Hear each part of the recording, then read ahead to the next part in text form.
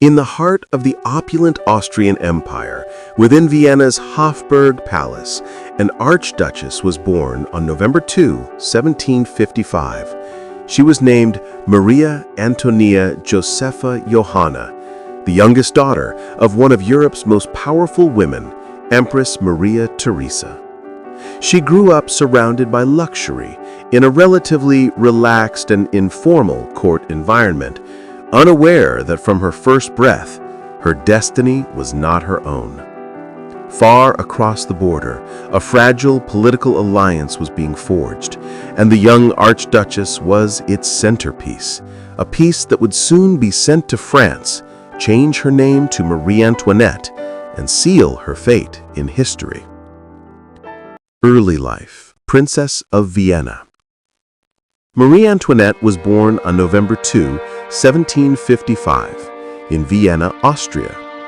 She was Maria Antonia Josepha Johanna, the youngest daughter of Empress Maria Theresa and Holy Roman Emperor Francis I. She grew up in the Hofburg and Schönbrunn palaces in a relatively relaxed environment for a royal, though her education was not particularly in-depth. As the youngest daughter, her fate was determined by politics. To seal a newly formed alliance between two longtime rivals, Austria, Habsburg, and France, Bourbon, a marriage was arranged. At the age of 14, Marie Antonia was sent to France to marry the French Dauphin, heir to the throne, Louis Auguste. On May 16, 1770, she was married at the Palace of Versailles. Her name was changed to Marie Antoinette. Her husband, Louis Auguste, was a kind but shy, awkward man, uninterested in affairs of state or his wife. Life is queen, extravagance at Versailles. In 1774, King Louis XV died, and Marie Antoinette's husband ascended the throne as King Louis XVI. At the age of 18, Marie Antoinette officially became Queen of France. Feeling alienated and bored by the rigid court etiquette and her passive husband, Marie Antoinette turned her attention to luxury. She became a fashion icon, famous for her towering hairstyles, pouf, lavish gowns, and exclusive parties. She spent vast sums on gambling and renovating the Petit Trianon, a small palace on the grounds of Versailles given to her by the king as her personal retreat. At the Petit Trianon, she built a picturesque fake farming village called the Hameau de la Reine, Queen's Hamlet, where she and her close friends would dress as shepherdesses and milkmaids. Fall from grace, Madame Deficit. While the Queen enjoyed her life, the French people suffered. The country was on the verge of bankruptcy due to expensive wars, including supporting the American Revolution, and an unjust tax system. Marie Antoinette's luxurious lifestyle, though perhaps not as extravagant as accused, became an easy target for public anger. Libelous pamphlets accused her of being an Austrian spy, wasteful, and having numerous scandalous affairs. She was nicknamed Madame Deficit. Her reputation was completely destroyed by the affair of the diamond necklace in 1785. A group of fraudsters used the Queen's name to acquire an exorbitantly expensive diamond necklace.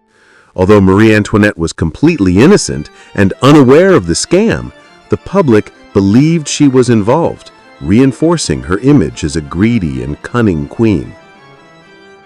It was during this time that the famous quote attributed to her emerged. When told that the people were starving and had no bread, she allegedly remarked, "Qu'ils mangent de la brioche," let them eat cake. Most historians agree she never said this. The quote was propaganda designed to make her appear callous. The French Revolution begins. On July 14, 1789, the people of Paris stormed the Bastille prison, sparking the French Revolution. The situation became extremely dangerous for the royal family. In October 1789, a large group of Parisian women, enraged by soaring bread prices, marched to Versailles. They demanded the king and queen move to Paris. Under duress, the royal family was forced to leave the splendor of Versailles and became virtual prisoners in the Tuileries Palace in Paris. The failed escape and the end of the monarchy. In June 1791, the royal family attempted to escape from Paris. They disguised themselves and traveled by carriage towards the Austrian border. However, in the small town of Varennes, King Louis XVI was recognized, reportedly from his image on a coin. They were arrested and brought back to Paris. This failed escape shattered any remaining public trust. The king and queen were now viewed as traitors. In August 1792, a mob stormed the Tuileries Palace. The royal family fled and sought refuge with the Legislative Assembly, but they were soon arrested. The French monarchy was officially abolished, and France became a republic. The family was imprisoned in the Temple Tower. In January 1793, citizen Louis Capet, the former King Louis XVI, was tried for treason and executed by guillotine. Trial and execution of Marie Antoinette.